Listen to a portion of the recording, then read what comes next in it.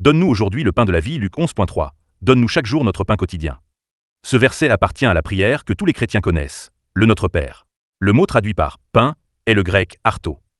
Il correspond souvent à l'hébreu « lim », le même mot que l'on retrouve dans le nom de Bethléem, qui signifie littéralement « maison du pain ». Dans l'Israël ancien, le pain constituait l'aliment de base, tout comme le riz occupe une place centrale dans l'alimentation coréenne. C'est pourquoi plusieurs traductions rendent parfois ce mot par « nourriture » ou « subsistance quotidienne », plutôt que par « pain » au sens strict. Cependant, une question mérite d'être posée. Est-il vraiment approprié que cette prière si solennelle demande simplement de quoi manger pour une journée? Dieu ne connaît-il pas déjà nos besoins? N'a-t-il pas promis de pourvoir à tout ce qui nous est nécessaire? Faut-il vraiment lui demander jusqu'à notre pain quotidien? Pour répondre à cette question, il faut se souvenir des paroles de Jésus dans l'Évangile selon Jean. Jean 6.35, « Je suis le pain de vie. Celui qui vient à moi n'aura jamais faim, et celui qui croit en moi n'aura jamais soif. » Il convient également de rappeler le prologue de l'Évangile selon Jean, où Jésus est présenté comme la parole de Dieu faite chair. Jean 1.1. Lorsque Jésus déclare qu'il est le pain de vie et qu'il donne sa chair pour la vie du monde, il est évident qu'il s'agit d'un langage symbolique.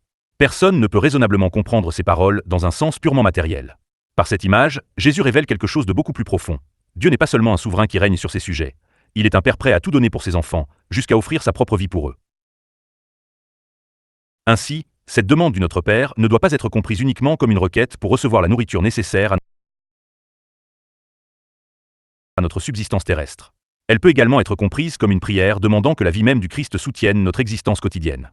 Nous avons parfois tendance à penser qu'après une conversion, une expérience spirituelle marquante ou un moment de foi intense, nous sommes devenus chrétiens une fois pour toutes, et nous vivons ensuite en nous appuyant principalement sur ce souvenir. Pourtant, la foi chrétienne ne consiste pas seulement à se rappeler une expérience passée. L'essentiel est de vivre chaque jour de la vie que le Christ nous communique. La question n'est donc pas seulement « ai-je rencontré Jésus autrefois ?», mais plutôt « est-ce que je vis aujourd'hui de sa vie ?»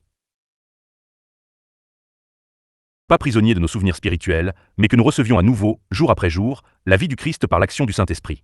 Que chaque journée soit nourrie par ce pain vivant qui vient de Dieu. Je prie au nom du Seigneur afin que nous apprenions à vivre ainsi, renouvelés à chaque instant par la vie du Christ. Alléluia.